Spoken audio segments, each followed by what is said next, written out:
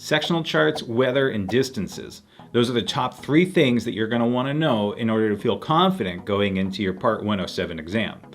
In this video, we're going to go over those a little bit more in detail. This is not for you to get questions and answers, though we are going to go over some sample questions. I'm not going to give you all the answers to everything. I'm just going to kind of guide you on what you do need to know or where you should kind of focus your time. This video is inspired by a conversation I was having on Reddit with OK Kaleidoscope 7720. They say, "Hello friends, I'm currently a high school junior taking a program in school where we study and end up taking the FAA Part 107 exam in about 2 weeks. I'm very confident in my knowledge about drones. I was just wondering if anyone has any tips or advice for the test as it approaches rapidly. Also, first ever Reddit post." Well, okay. Congrats on your first Reddit post. I love Reddit. It's amazing, especially for conversations like this. So we went kind of back and forth. I kind of gave my advice and figured it might be really good to have it up on here on video. So you want to know what questions you're going to have to answer. Well, the best place to go is the FAA website, which is basically the best place to go for anything that you need to do with Part 107. Some of it requires a little bit of digging, but most of it you can find fairly easy. If you start off with going to the FAA website, faa.gov, all links are going to be in the description, so make sure you take a look at that. If you go down to pilots and airmen and over to training and testing, click on that, scroll down a little bit, sample airman knowledge tests. That's what we're going to go to. So we're going to click on that. It's going to bring you out to PSI. That's another organization that does the testing for the FAA. If you go over here up at the top here to practice exams, and then it's going to load up a whole list of everything that the FAA has tests for. So if you scroll all the way down, unmanned aircraft general, small UAG, this is the one that you're going to want to take the practice exam for, and this is also the one that you're going to register for when it comes time to take your test. So go ahead and hit select, and then you're going to put in your email. And this has nothing to do with like payment or anything like that. This is just so that they can send you the results from your practice test. So go ahead and hit log in. And then it comes up with kind of the rules and regulations. You have an hour and a half. There's 46 questions. The test only has 46, this test only has 46 questions, but at current, the actual exam is 60 questions. Yeah, it even says it right here. So the full UAG test is 60 questions with 2 hours. So go ahead and hit begin. This is going to give you basically the same questions you're going to get. Now, you're not necessarily going to get all of these exact questions, but these come from a bank of questions. So there's hundreds of questions that the FAA pulls from, and you're going to get 60 of those. Chances are you're going to get a lot of these questions, because a lot of these questions that I've seen on this practice test, I actually got in the test. So we'll kind of run through this real quick. I'm not going to give you the answers to these. I am going to walk you through one of them. But if you do, what airport is located at approximately 47 degrees and 40 minutes, north latitude, and 101 degrees, 26 minutes, west longitude, it gives you some things. And this is one of those things that they're looking for you to answer the question, figure out, can you read a sectional chart? And that's all written here, which we're going to go over, but we're going to jump over to question 25. So this is a really good example of the kinds of questions you're going to get that make you have to think a little bit. There's a lot of questions of how high can you fly in this area? What kind of airspace is this? What size aircraft is class 2 small UAS? So you need to know all those things, but this is kind of where they're shifting their attentions to see if you know how to read and accurately know the information, so that you can actually do this in real life. It's a more practical approach. So you have here, it says, refer to FAA CT 8082H figure 26, area 4. Now, they're gonna give you a booklet. They're gonna lend you a booklet for the exam. You can buy it before if you want to. You don't need to.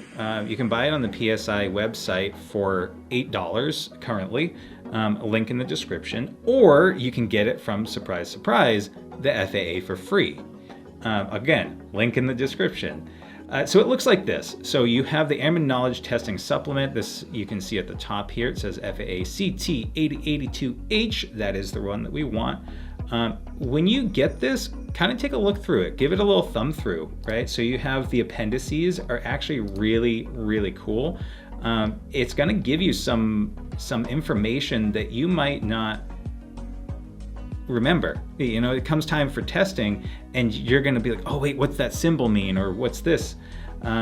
You're going to see it, you know, like right here, it gives you, it says like 1, city name, 2 is, you know, alternate name. It's giving you call outs. And on the next couple pages, you're going to see what those things mean. You know, it gives you the legends. So you might say, oh, what's a city airport name? And it gives you the information right there. So if you continue on down, you're actually going to see a legend. This feels like it's cheating, but it's not, because they're actually giving you this book with the test.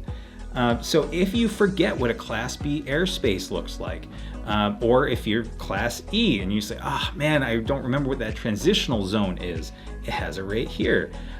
You know, if you want to know what a regional airport is and different icons, railroads, all these things that you need to know, little tip, this flag is probably going to be in your exam a couple times, depending on which questions you get, but it gives you everything. Towers, what it means with the little blinkies on it, you know, I mean, it feels like it's cheating.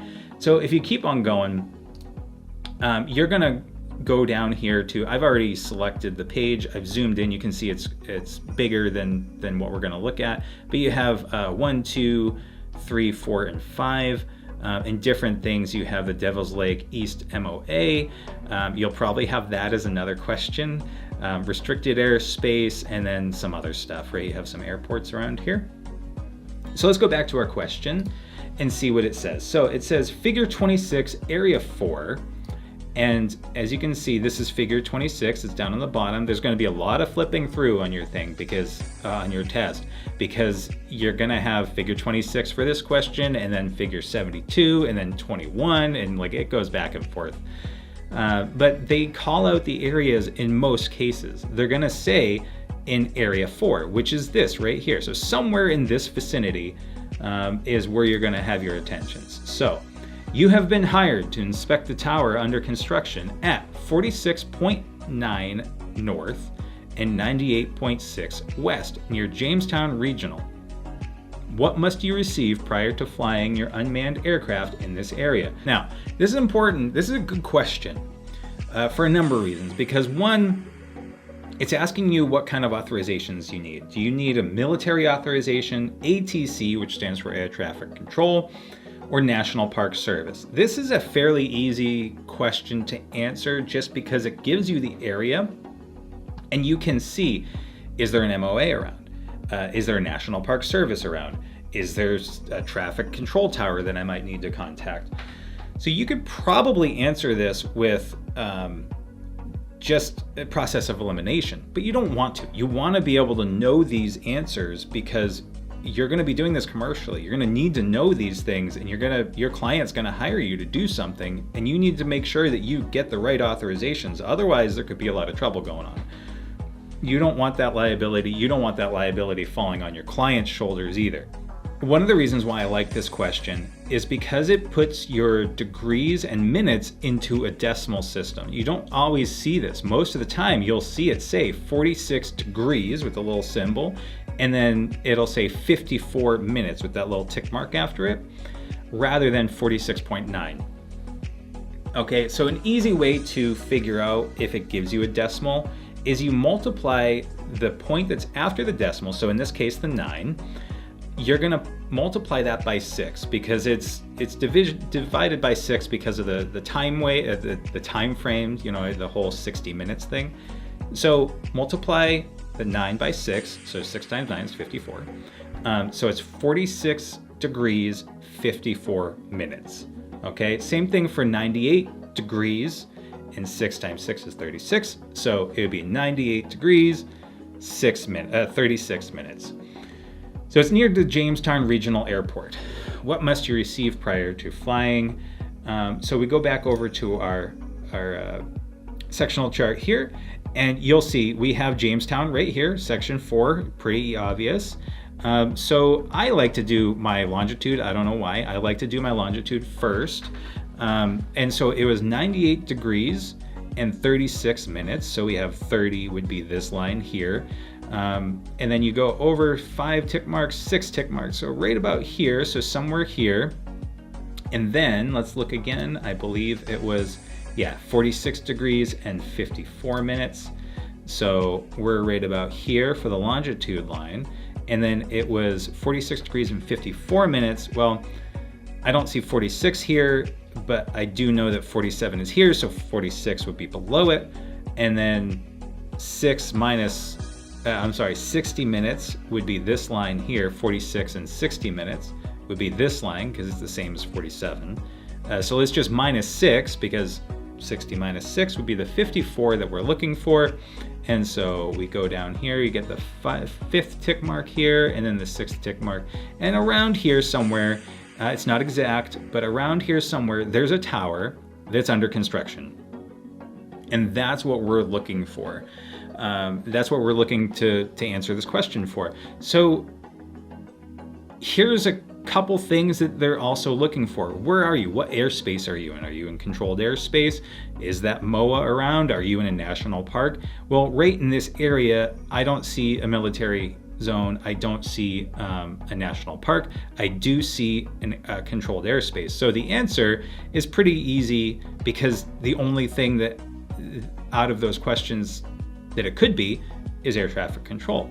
But let's dig a little bit further, because you do have the National Refuge, Wildlife Refuge up here, and there is a MOA up here. So one of the things that they're kind of testing you on is, can you do that point system and do the conversion, or are you someplace up here? Because if you didn't do the point system properly, you might be up in the Wildlife Refuge. So another way to just make sure that you're doing this properly is read the question really, really carefully. It says, you've been hired to inspect a tower under construction. So So with your sectional charts, if you're up here and you see this, and let's ignore that 3, you say, oh, well, maybe it's this one. This tower is completed. It's not under construction. The way I can tell is because it has both numbers. It has the mean sea level and the AGL, the above ground level. Here, though, over in the section that we know that it's in, you see 2 towers. Maybe it's this one here at 1793. But I know it's not, because again, that one's completed. This UC means under construction. So there's a process of elimination taking place, but this is important to know. These little tiny things could actually help you answer other questions further on, because they become relevant, needing to know these little things. So that's a really good example of one of the harder questions, even though there's a process of elimination, so you're really able to get that fairly easily, but it can get very confusing if you don't understand sectional charts. Okay, so that's a practice test. You can keep on going through here, and you can skip through, just like in the actual exam. You can skip through and you can bookmark ones and say, you know what, I'm gonna need to think about this question, so let me bookmark this and keep on going. And then you'll be able to go back to just the bookmark ones and know, okay, well, I don't want to waste all my time with trying to figure out this one. Let me get the bulk of them done. Let me get the easier ones done. And then just go back to those 4, 5, 10, whatever it is that you have bookmarked. And then you can really kind of focus on them. So that's the test. The test is, once you see these questions, it makes it a lot easier, because you remove all of that nerve of like, oh, what's it going to be like? This is literally the exact situation. You're going to have this. You're going to have this user interface with all these buttons looking just like this. You can look at the time remaining. I have 1 hour and 17 minutes left there. The comment section doesn't really do much at all. So that's the test. The FAA gives you a study guide. Again, link in the description. It's going to be several pages. There's a lot to this. There's a lot to the study guide. You can see all the pages here on the left. I'm gonna click right down here. There's 3 sections that I would really suggest you learning. And that's Airspace Chapter 2, Airspace Classification, Operating Requirements, and Flight Restrictions. So this, if you've taken a course, they're gonna talk about the upside down wedding cake. This is what they're talking about right here. You see these upside down wedding cakes. This is Class B airspace, where it's tighter radius on the ground. As you go up, it expands, and then it goes up again, and it expands again. So that's Class B airspace. Class A is up here, C, D, E, G, X, Y, Z. They don't actually have X, Y, Z. Don't think that. So this has your airspace classifications and information that you need to know about that. Uncontrolled airspace, special use airspace. This goes over sectional charts. Definitely know that. Know these things inside and out. If you go down to Chapter 3A and 3B, 3A is going to give you aviation weather sources. So these are your METARs and TAFs. If you don't know what that is, make sure you learn it. METAR is it's a text-based weather forecast. And you have to know, what does this mean? What does a plus mean? What is TSRA? How does this mean strong thunderstorms and rain? What does that mean? I mean, once you get it, once you start to understand what this code is, you read it and it's like learning French. You know, like once you know French, you know it. So learn this, learn METARs, learn TAFs. And then 3B gives you things like visual observations of your environment. So what if you see big fluffy clouds out in the sky? What does that maybe mean? Is that stable air? Is it unstable air? Should you be flying with turbulent winds? What causes turbulent winds? There's this one over here. It actually shows you turbulence.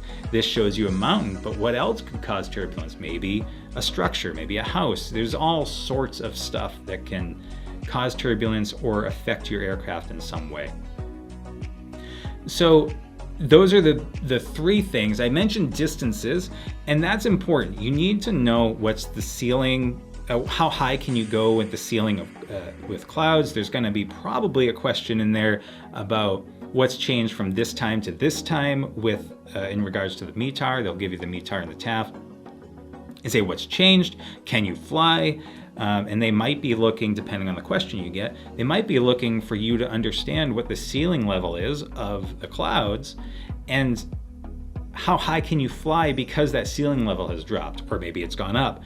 So what's the distance between clouds that you can actually fly into? There might actually be a question too about how far can you fly away, or how close can you fly to a tower? You know, they have those guy wires that you have to be very mindful of. So definitely read this, understand it, especially if you can read a vector map. If you can read a sectional chart, you're probably 90% of the way there, 85% of the way there. METAR is definitely. And you obviously need to know all the rules. So there's a place that you can get it, and guess what? It's the FAA website. So if you go to the FAA website and go over to here to drones, you click on this guy here, and it's gonna pop up a page, and it's gonna have over here, you're gonna have remote pilots, including commercial operators certified. So right here you say 14 CFR Part 107. Those are the rules and regulations that we have to follow. So I'm going to click on that, and you can scroll through here and you will see all the current rules and regulations that we need to follow. So read this. Your eyes might gloss over. There's a certain point where you actually start to really understand it, and you'll get there, I promise. But, you know, take this in bites, you know, maybe do a couple sections just reading through it, and then, you know, watch your favorite YouTube video. Listen to some music, go take a break, come on back, you know, kind of just live this stuff, breathe it, eat it. You're gonna get there.